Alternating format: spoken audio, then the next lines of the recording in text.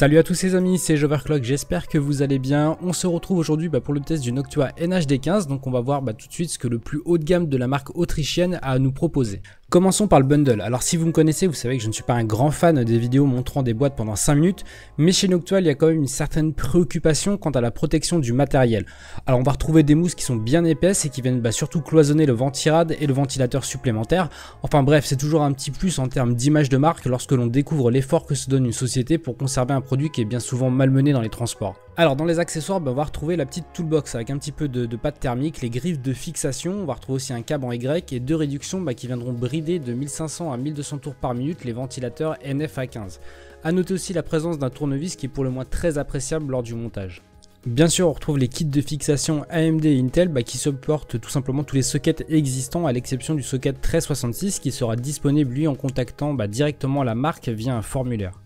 On passe au ventilateur avec les fameux NF-A15, donc ils sont de très bonne facture, Noctua oblige, mais ils sont pas forcément d'un esthétique irréprochable.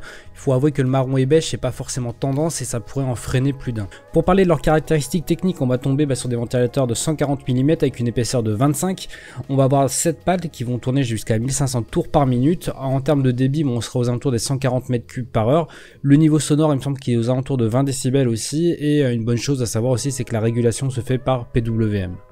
Du côté du Noctua, on part sur un modèle double radiateur, donc chacun seront composés de 45 ailettes en aluminium et une petite attention sur le bas qui ont le droit des demi-ailettes, ce qui va tout simplement permettre le passage des plus gros modèles de mémoire et ça c'est quand même intéressant. Donc chaque radiateur sera traversé par 6 caloducs de 6 mm.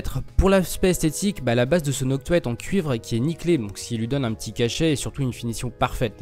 Alors un petit mot sur le poids aussi, avec 1 kg à nu sur la balance, c'est clairement un poids lourd, surtout lorsque vous allez lui joindre les deux ventilateurs, on dépassera aisément les 1,3 kg.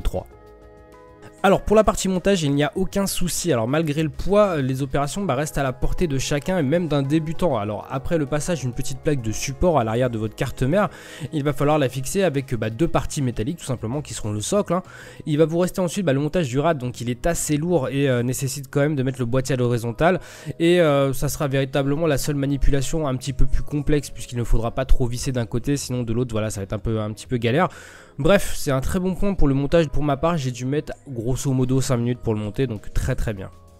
Alors, pour la partie benchmark, j'ai utilisé un 4690K OC à 4,6 GHz pour 1,34 volts, le tout dans une pièce qui est assez chaude à 28 degrés. Alors pour le Noctua, j'ai tout simplement bloqué la ventilation à 1500 tours par minute, soit le maximum des NF-A15, et j'ai ensuite utilisé le logiciel OCCT et CoreTemp pour effectuer des benches. Au repos, on va trouver des températures en dessous des 40 degrés, mais c'est surtout en burn que l'on attend le Noctua. Et finalement, il ne déçoit pas puisqu'on va osciller à une moyenne de 63-64 degrés dans un type d'utilisation qui reste bien évidemment exceptionnel.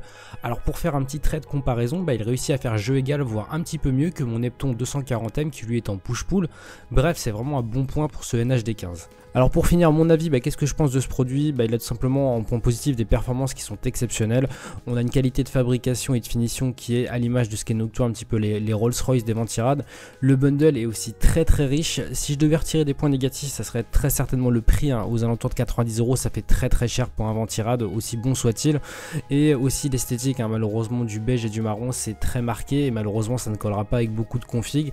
Ceux qui veulent avoir vraiment une esthétique irréprochable passeront certainement leur chemin. Et voilà les amis, c'est terminé pour cette petite vidéo sur le test du Noctua NHD15. J'espère que ça vous a plu. N'hésitez pas à me dire dans les commentaires si vous pensez justement que c'est un bon produit, qu'il a peut-être d'autres points positifs ou négatifs que j'aurais pu oublier.